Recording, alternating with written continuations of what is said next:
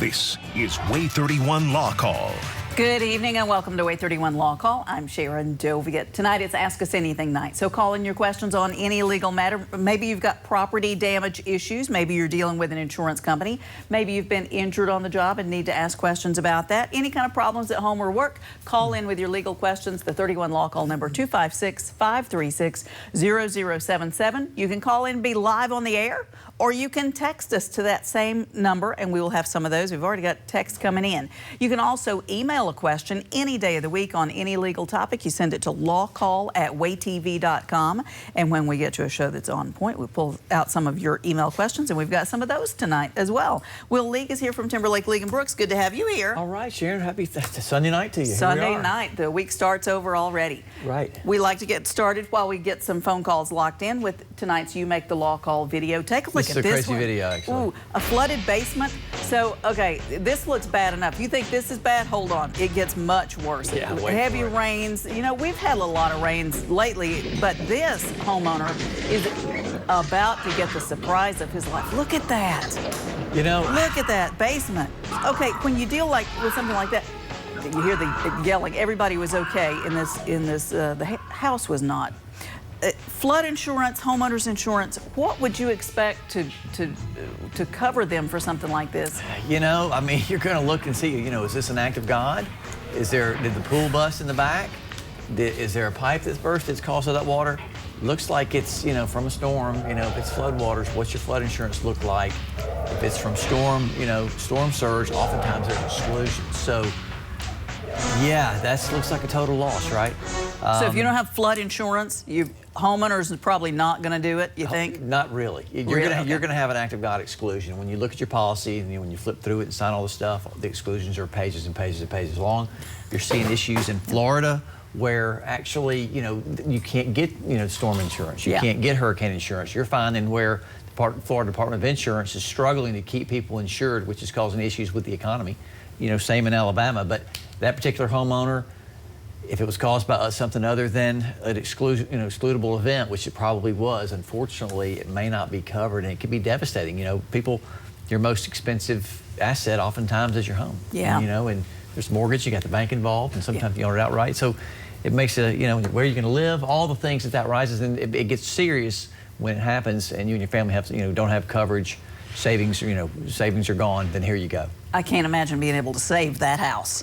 When you have that kind of damage in the basement, I can't imagine that the whole house isn't a loss. Right, a lot of tornado damages, we, had a lot of stuff, to look at that and try and get those claims, paid and whatnot. But, in terms of storm surge, it's difficult to get it covered. So we've got text questions coming in like this one from John. John says he had a contractor. He took the contractor to small claims court for work that was done on his home. The judge ruled in his favor. The contractor didn't even show up. Okay, his question now is, though, after the court session's over, I asked the administrative clerk what to do next to get paid, and they wouldn't help on that. So how do you collect? Okay, he won. Right. Now what? That's just part of the battle. Anytime you go to litigation, it's either, I tell clients there's only two ways. Either they agree to, get the other party to do something they agree to, or the judge or jury makes them. And so in this particular case, you went to small claims court, tried your case, won, got a verdict, and then the next issue is how do you recover it? Is there insurance behind that? Now, when we try a case, Sharon, most of the time there's insurance, but the jury does not know about that. Okay. But if you try, if they're not independently wealthy, or they don't have the assets, or just refuse to pay, what are your next steps? So after you get the verdict, you can file what's called post-motion discovery once you get the verdict. You can find out assets. Can you try to collect? Can you attach? Can you attach liens? And can you attach liens to any property that they may have to actually execute on that judgment? If not, oftentimes you can set a lien, and when that asset is sold, you may be able to recover at that time. But that takes a long process, and it's time and expensive. And so, unfortunately, when you're looking at litigation, you're trying to resolve something, ask yourself, can the other side pay it? What will it look like on the other side of that verdict? People get angry, and they come in, and hey, let's get them. And well, the question is, a lot of times it's the principle of the matter. I can get that, but it's time and expense, yours and everyone else. So taking a reasonable approach to whether or not should you go in. And I'm not saying this person should not have, but you got to be prepared for the next step as well to recover, and oftentimes that's where it falls. Yeah. We've got callers waiting. Pam's on the line with a question from Huntsville. Hi, Pam. Thanks for calling. What's your question tonight? Well, I'm 81 and I need to rewrite my will. Okay. And I was wondering if I turned my volume down. I think you might have been talking. Anyway, I was wondering if you can write a simple will or do a do-it-yourself will in Alabama. I don't have any battling relatives. Okay. But I also know that wills can do funny things. Yeah. So what do you think? Do it yourself or You know, I mean, there's a lot, AI, there's all kinds of, tools out there, but a lot of times there's going to be the question, is it valid? There's strict execution requirements in Alabama. It's got to be witnessed by two people in the same room, an administrator, and there are a lot of things that you procedurally have to do to make sure it's valid. And it's really too important of an issue not to get expert advice to make sure it does what you want to do, not only for your family members, for yourself, for just many different reasons, because things, get complicated when there's not one or it's not effective. And so, your state, have to intestate succession takes over. Sometimes the county administrator has to come in, and that's different than what you wanted for what is yours and what you worked for. And so it's too important to, to leave that just as something you get off the internet. You may also want to look at a living will. We have a lot of people that don't have them still. Yeah. In the accident world, we do, with litigation and car wrecks and things, and the loved one are trying to make decisions for their injured party, injured family member. So living will would be to cover what? That's right. So any advanced health directive. So you can go ahead, if someone's incapacitated, you can determine who can make medical decisions for you if you're incapacitated, and it helps out your family, everyone involved, and that is something, really to get. And also a power of attorney. I would suggest going and sitting down with some type of lawyer who does probate work that can advise you on, is a trust that better for you? Is that something that you could have a trustee, you could still have the benefit of your assets, but then you could leave it for your loved ones. So there's many different tools to determine what really fits you. So I would go and sit down and talk with someone, and it's not that expensive, actually. We got this text question in. My niece was in a fatal accident. If my brother had been divorced from her mother, can he get a separate lawyer? So I guess there's a case going on, and the niece has passed away. We're sorry for your loss. So the mother of that person has got a lawyer. Can the father get a lawyer to be part of that action? Okay, well, they've been divorced 20 years. Right. When you have a death case, all right, then the person's capacity to file a lawsuit on his or her behalf is now gone, right? So it's up to the probate court to determine who can file, who is the personal representative of the estate. The last caller, what we were just talking about, is you're naming someone to make decisions in your stead if you cannot make them, if you've perished, right? And so the law allows the personal representative or next friend to come in and file a lawsuit on the behalf of the estate of the deceased. Who that person is sometimes is they're given preference by statute. Is it a surviving spouse? Okay. Is there a child? What's this connection? If there's not any, then the county administrator comes in, takes control of the estate, and the county administrator can then hire the attorney and go from there. If they've been divorced 20 years, if there's a will that names this other party, the probate court will probably go with that unless there's, again, something wrong with the will and it's not effective. Okay. Or the personal representative is unfit to serve. Okay. We've got Eve on the line with a question from Newmarket. Hi, Eve. Understand you've got a problem with a check. Well, good evening, and thank you all for a very interesting and a very informative program. Thank you. Thanks yes, for calling. I mailed a check to my mortgage company on the 31st of March, and have been proven that it has arrived in Birmingham and was mailed from Birmingham to California on the 1st of April. Has not arrived and has not been cashed. Okay. So far, good in one way. However, of course, they say, well, you should cancel the check and mail a new one. I send it registered mail. Okay. And that cost $5.85. Okay. And it costs $25 to cancel a check.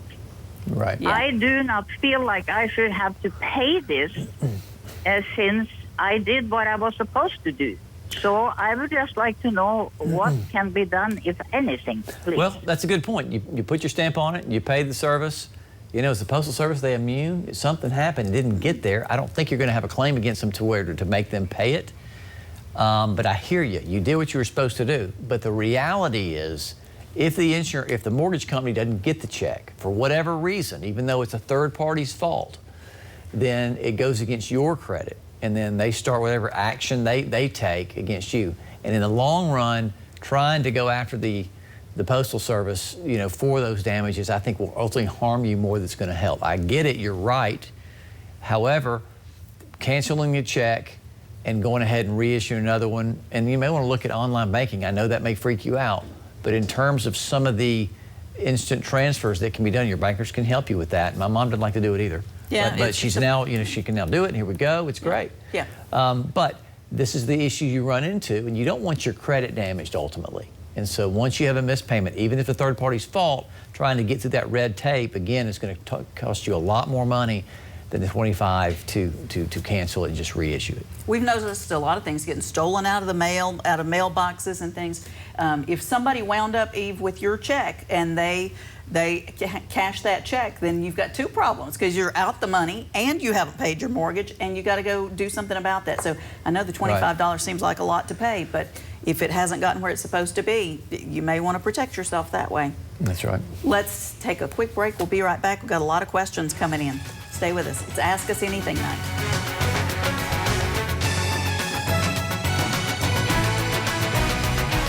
You're watching WAAY 31 Law Call. Your rights, your calls, live. Presented by the Tennessee Valley's award-winning personal injury and wrongful death law firm, Timberlake, League & Brooks. Featuring the knowledge and experience of Attorney Michael Timberlake, Attorney Will League, Attorney Heath Brooks, Attorney William Maservi, and hosted by broadcaster and family law attorney Sharon Doviet. This is WAAY 31 Law Call. Welcome back to 31 Law Call. I'm Sharon Doviet here with Will League from Timberlake, League & Brooks. They're personal injury attorneys, so everything from car accidents, medical malpractice, nursing home negligence. Right, you know, Sharon, it's, you know, summer's coming up. We've been involved in a horrible boat death case. You know, summertime injuries are starting to happen. The more people are out, more car wrecks. You know, sadly, you're seeing a lot more, you know, activity on the roads and even on the water. And, you know, people are starting to de-winterize their stuff and get out in the water. And you know, it's dangerous, and there are rules of the water. There are, you know, it's under federal law if it's a navigable waterway. There was just this last week was a tragic accident in Lauderdale County. You know, 3 people, you know, just awful during a tournament, going too fast, and you know, many different scenarios. And you know, so just think about that as you start, you know, getting out for the summer. Kids start getting out to school, graduation parties, you know, travel, all that stuff, and it's real. And you know, do what you can to minimize the risk. Be careful. Got callers waiting. John's on the line with a question from Harvest. Hi, John. Thanks for calling. What's your question tonight? Yes. My question is, there's this new phenomenon, I guess it's called street racing, et cetera, whatever it is. But I noticed that in Birmingham, they've set up a special task force to try to handle that. It's happening in other cities, but it's also happening here in Huntsville. Can you address what you know about the city of Huntsville, what they are doing for this? Like I say, as far as I know, it's a new phenomena type thing. But because there are people getting injured, there are people getting killed, and I just wondered if you all have handled any of that. Very dangerous, right? You know, we have actually, you know, and on the civil side, so remember, it's illegal. It's illegal to race on the street. It's illegal, you know, reckless driving, all the things, right? You know, when we come involved, you know, had several cases where drag racing and, you know, father was out in the front yard with his children.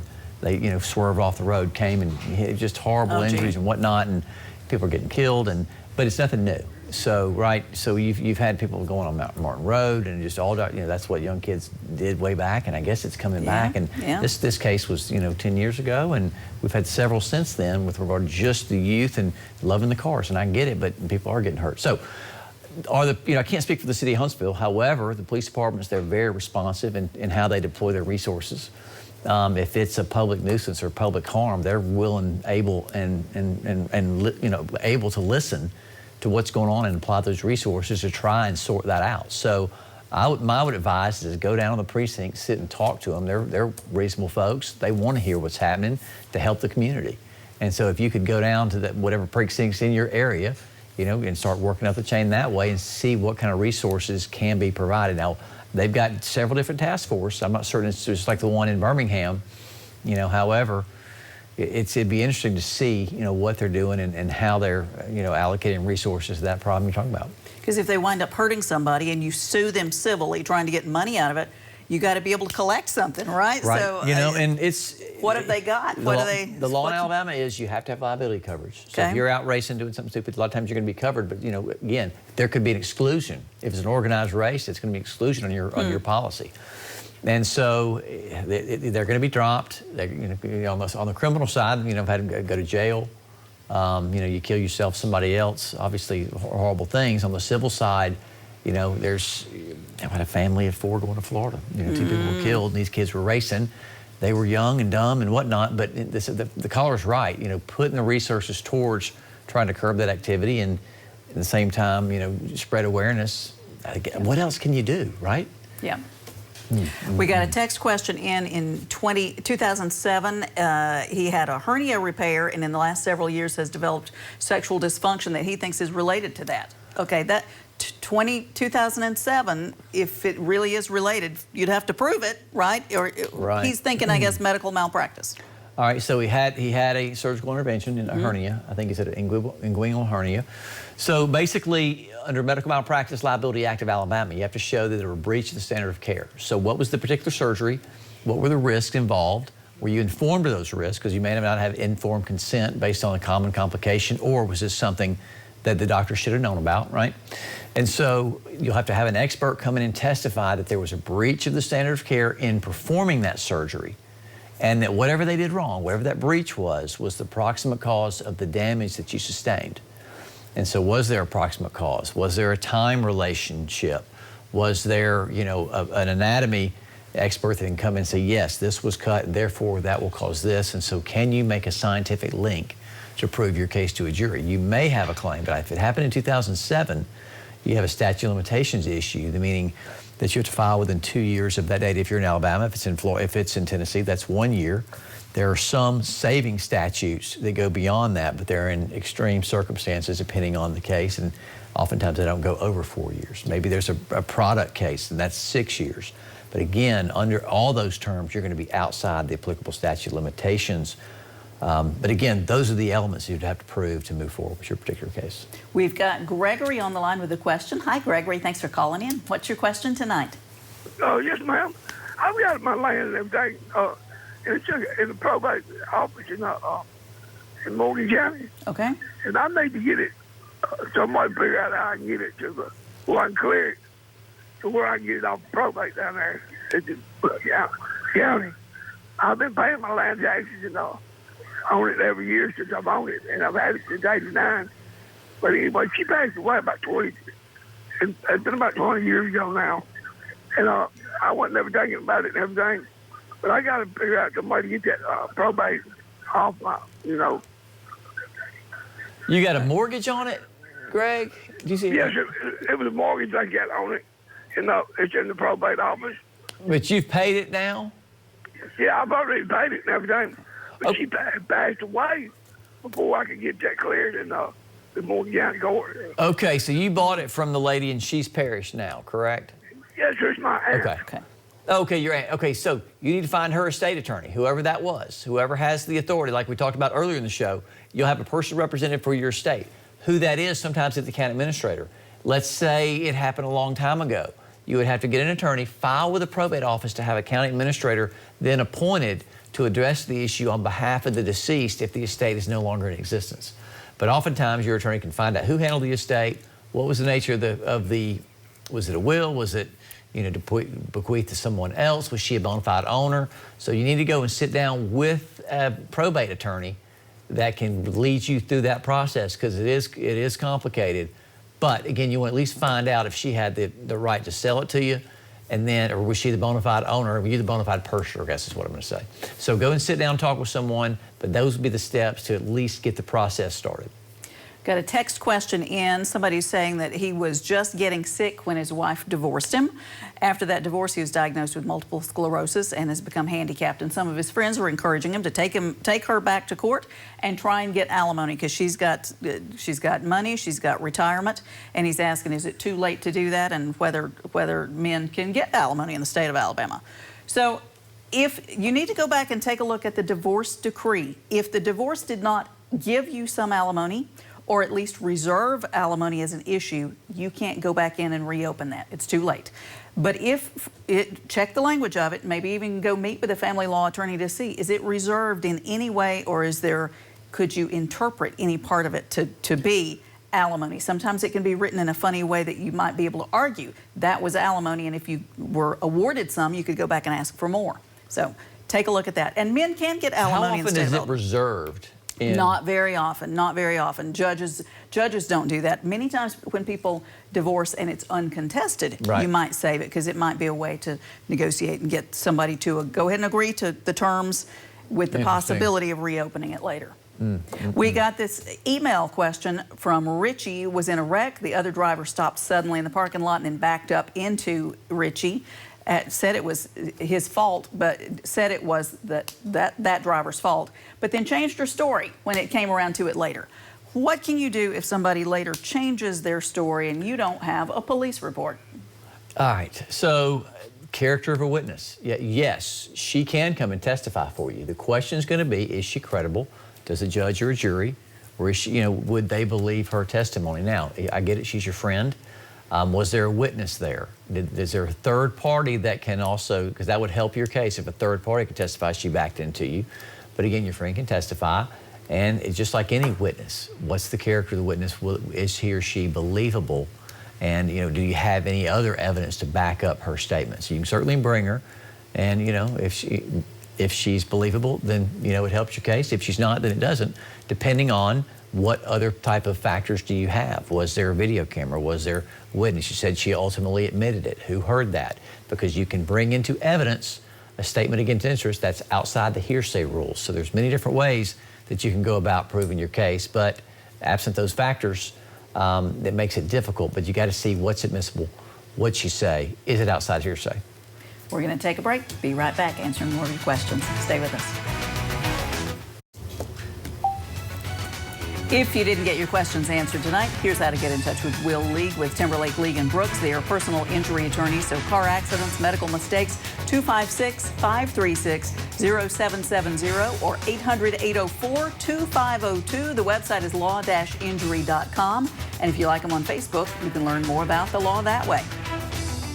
And our very own Sharon Doviet, family law attorney, Huntsville, Alabama, 256-539-7337. www.sharonfamilylaw.com. Thanks for all your calls and questions, and we'll see you next week.